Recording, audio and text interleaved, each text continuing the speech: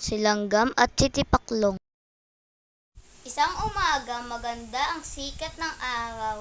Mayroong isang tipaklong na pakanta-kanta at tumutugtog sa isang damuhan. Nang may dumaan na langgam sa kanyang harapan, na may dalang mga butil ng bigas sa kanyang likuran. Binati ito ni Tipaklong. "Magandang umaga, kaibigan Langgam." Bati ni Tipaklong. "Kay bigat ng iyong dala, wala ka nang ginawa maghapon kundi magsikap at mag-ipon ng pagkain." "Nag-iipon kasi ako ng pagkain habang maganda pa ang panahon," sagot ni Langgam. "Tumulad ka sa akin, kaibigan Langgam. Habang maganda pa ang panahon, tayo ay magsaya, kumanta at tumalon," wika ni Tipaklong. "Ikaw na lamang, kaibigang Tipaklong. Gaya nga ng sinabi ko sa iyo ay naghahanap ng pagkain habang maganda pa ang panahon. Ito ay aking iipunin para ako ay may makain pag masama na ang panahon."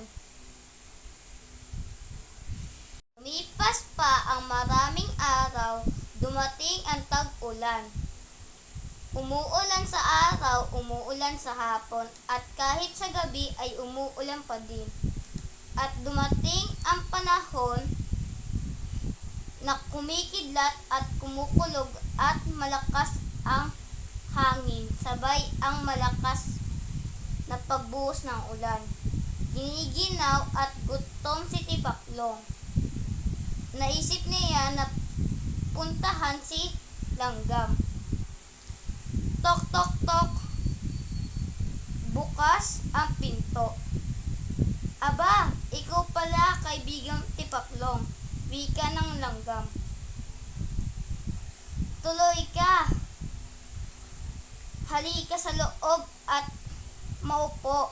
Malakas ang hangin at ulan diyan sa labas."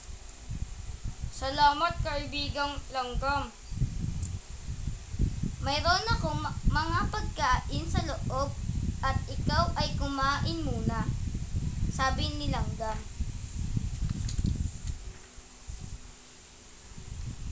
"Tunay kang mabait at isang modelo na dapat tularan, kaibigan Langgam." Magmula noon, pag sumapit na tag-araw ay magkasama na nag-iipon si Tipaklong at Langgam ng kanilang pagkain. Natuto na siyang magtrabaho at mag-ipon ng madaming pagkain. Wakas.